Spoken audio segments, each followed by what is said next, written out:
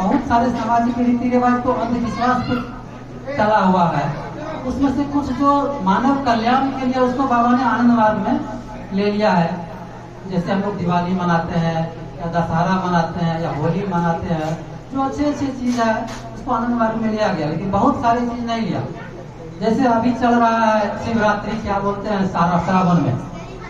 अब बताइए, लोग एक महीना, उस दिन मैं न्यूज पढ़ रहा था कि उत्तराखंड में या हरियाणा में या उधर कहीं कांवड़ लेके लोग जा रहा था, एक होटल में खाना खा रहा था और संयोग से वो होटल के आदमी भी हिंदू ही थे, लेकिन उनके खाना में कहीं प्याज पड़ गया। उसके लिए पूरा कांवड़ वाला क्या किया, उसका होटल को तोड़ फोड़ कर दिया, उसका पैसा लूट लिया।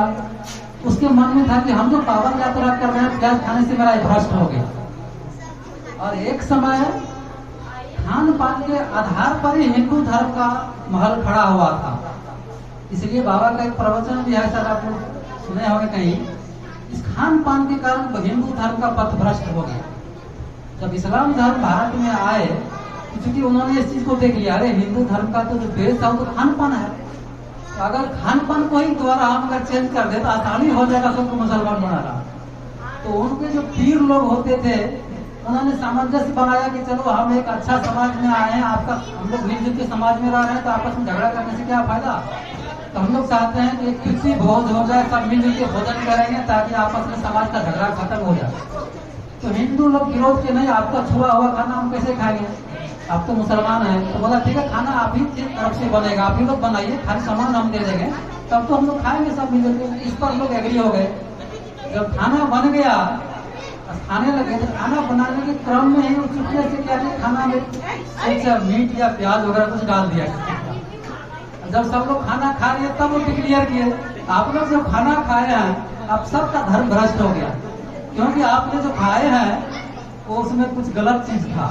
तो बोला कैसे प्रूफ होगा, बोला जितना लोग खाए हैं उसका मुंह सुनाइए। तो प्याज खाने से तो मुंह में गंध आता है ना, मांस खाने से मुंह में गंध आता है, मछली खाने से मुंह में गंध आता है। बोला ऐसा कि जो खाए उसका मुंह सुनाइए। तो जो जितना लोग खाया था सबका मुंह सुनाया गया। बोला हाँ गंध तो आ रहा है। तो बोला जो सूंघ लिया गंध जो है वो भी आधा भोजन है।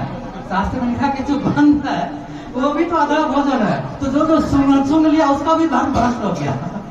अब इस तरह से हजारों लोग धर्म का पथ भ्रष्ट होते जा रहा है। तो बाबा बोल रहे इसलिए धर्म का आधार जो है भोजन नहीं होना चाहिए। इसलिए बाबा क्या बोलते हैं, तुम्हें का धर्म का आधार क्या है, धर्म नियम। तो अभी जो उत्तराखंड में ये कांड हुआ, एक प्याज के कारण उसका कांवड़ यात्रा विघ्न हो गया। अब बताइए क्या भगवान सदाशिव एक ही महीना के लिए आए क्या? एक महीना लोग कांवड़ ढो रहा है, बाकी 11 महीना भगवान शिव कहाँ चले जाते हैं? उनको तो लोग भूल कर 11 महीना, और फिर सब पकड़ा काट के खा रहा है, सब कुछ खा रहा है। एक महीना के लिए सोचता हम पवित्र हो जाता है, ऐसा नहीं चलेगा। भक्ति हर दिन के लिए है, सब दिन के लिए है। और आपको सुबह शाम मन को जब तक इसमें अभ्यास नहीं लगाएंगे तब तक कल्याण होने वाला नहीं है।